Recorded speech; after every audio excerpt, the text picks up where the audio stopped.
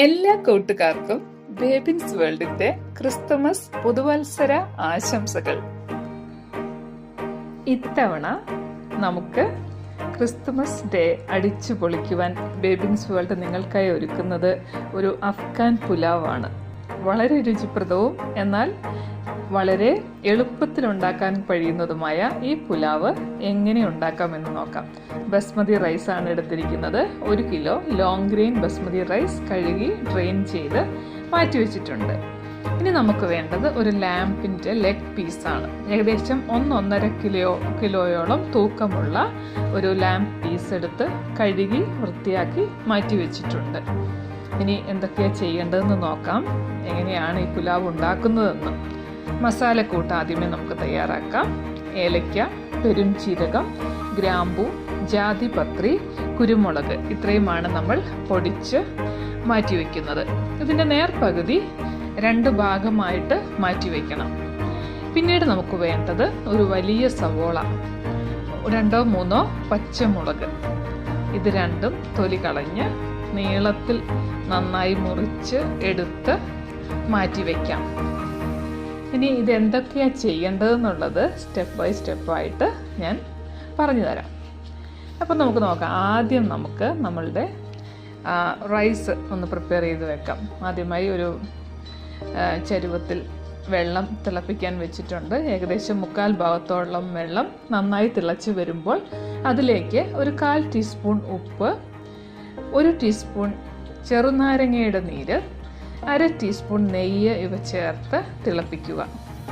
അത് തിളച്ച് വരുമ്പോൾ നമ്മൾ കഴുകി ഡ്രെയിൻ ചെയ്ത് വെച്ചിരിക്കുന്ന അരി ഇതിനകത്തേക്കിട്ട് ഏകദേശം 1/4 വേവാകുമ്പോൾ അത് ഊറ്റി മാറ്റി വയ്ക്കണം.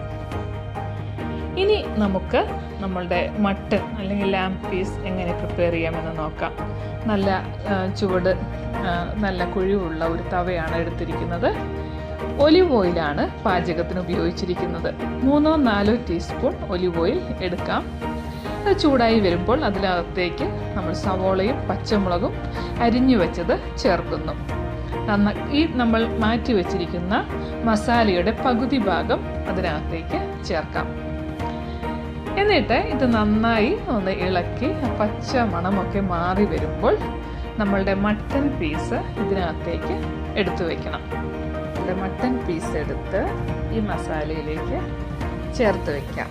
ഒരു ഭാഗം നന്നായി മൊരിഞ്ഞു വരുന്നത് വരെ വെയിറ്റ് ചെയ്യണം. അത് തിരിച്ചിടുന്നതിന് മുൻപ് നമ്മൾ ബാക്കി വന്നിരിക്കുന്ന സവോളയും വഴറ്റിയ പച്ചമുളകും ഒക്കെ ഒന്ന് മാറ്റി വെച്ചിട്ടാണ് നമ്മൾ ഈ ലാമ്പ് തിരിച്ചിടുന്നത്. ഈ മാറ്റി വെച്ചിരിക്കുന്ന സവോളയും പച്ചമുളകും ഒക്കെ നമ്മൾ വീണ്ടും അരി ഉപയോഗിച്ച് പുലാവ് ഉണ്ടാക്കുമ്പോൾ ഇതിലേക്ക് ചേർക്കുന്നുണ്ട്. അപ്പോൾ നമുക്ക് നോക്കാം ഇനി എന്താ ചെയ്യേണ്ടതെന്ന്. അത് 2 ഭാഗവും നന്നായി ഒന്ന് മൊരിഞ്ഞ് എടുത്ത് മാറ്റി വെച്ചിട്ടുണ്ട്. കൂടെ നമ്മൾ ഈ സവോളയും മാറ്റി വെച്ചിരിക്കുന്ന പച്ചമുളക് വഴറ്റിയത് എല്ലാം കൂടെ ഇതിൻ്റെ കൂടെ ചേർത്ത് നമ്മളൊരു പാത്രത്തിലാക്കി അവനിൽ പ്രീഹീറ്റ് ചെയ്ത് അവനിൽ വെച്ച് ഒന്നുകൂടെ വേവിക്കാൻ പോവുകയാണ്. ഏകദേശം 1/2 മണിക്കൂർ ഇത് വേവിച്ച് കഴിയുമ്പോഴത്തേക്കും നമ്മുടെ ലാമ്പ് നല്ല സോഫ്റ്റായി കിട്ടും.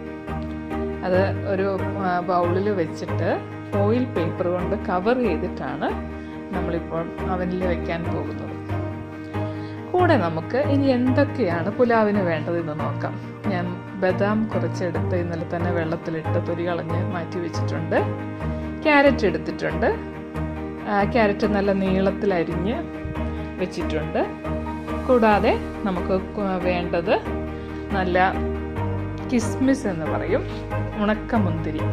അത് നന്നായി വെള്ളത്തിലിട്ട് കഴുകിയെടുക്കണം. ഇത് മൂന്നും നമ്മൾ നെയ്യിലിട്ട് ഒന്ന് വഴറ്റി സോഫ്റ്റാക്കി എടുക്കണം. കുറച്ച് ക്രിസ്പിനെസ്സോട് കൂടെ അത് 3 നെയ്യിലൊന്ന് വഴറ്റി എടുത്തിട്ട് അത് നമ്മൾ ഈ പുലാവിൽ ചേർക്കുന്നുണ്ട്. അപ്പം നമുക്കിതൊന്ന് അങ്ങനെ വഴറ്റി മാറ്റി വയ്ക്കാം. ഇനി നമുക്ക് അടുത്ത സ്റ്റെപ്പ്, അവനിൽ നിന്നും നമ്മുടെ വെന്ത ലാമ്പ് എടുത്ത് മാറ്റി ഇനി നമ്മൾ പുലാവ് സെറ്റ് ചെയ്യാൻ പോവുകയാണ്. പുലാവ് സെറ്റ് ചെയ്യാൻ വേണ്ടിയിട്ട് നമ്മൾ 1/4 ഭാഗം വേവിച്ചു വെച്ചിരിക്കുന്ന അരി ഒരു ലെയർ ആദ്യം ഇടുന്നു. അതിൻ്റെ മുകളിൽ നമ്മുടെ ലാമ്പ് വെന്ത് കഴിഞ്ഞപ്പോൾ ആ ബൗളിൽ കുറച്ച് മസാലകളൊക്കെ കൂടെ വന്ന് അടിഞ്ഞു കിടപ്പുണ്ട്. അതിൻ്റെ ഒരു ഭാഗം ചേർക്കുന്നു. മസാല നമ്മൾ ബാക്കി പകുതി മാറ്റി വെച്ചിട്ടുണ്ട് അല്ലേ, അതും കുറച്ച് ഇതിന് ചുറ്റും ഇങ്ങനെ വിതറുന്നു ഇതിൻ്റെ ഉള്ളിൽ. അതിനുശേഷം നമ്മളുടെ ലെഗ് പീസ്, ലാമ്പിൻ്റെ ലെഗ് പീസ് ആ റൈസിലേക്ക് എടുത്ത് വെക്കണം. അതിൻ്റെ മുകളിൽ പിന്നെയും ബാക്കിയുള്ള അരി ഒരു ലെയറായിട്ട് വിരിച്ച് മുഴുവൻ നന്നായി പൊത്തി വയ്ക്കുക.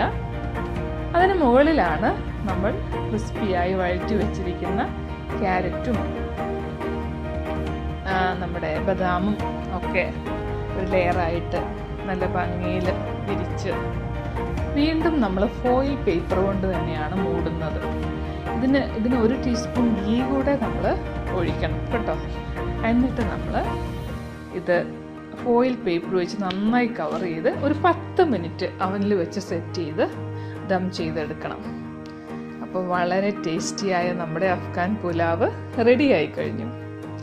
അപ്പോൾ ഇത്തവണത്തെ ക്രിസ്മസ് നിങ്ങൾ ഒരു അഫ്ഗാൻ പുലാവിനോടൊപ്പം ആഘോഷിക്കട്ടെ എന്ന് ആശംസിക്കുന്നു.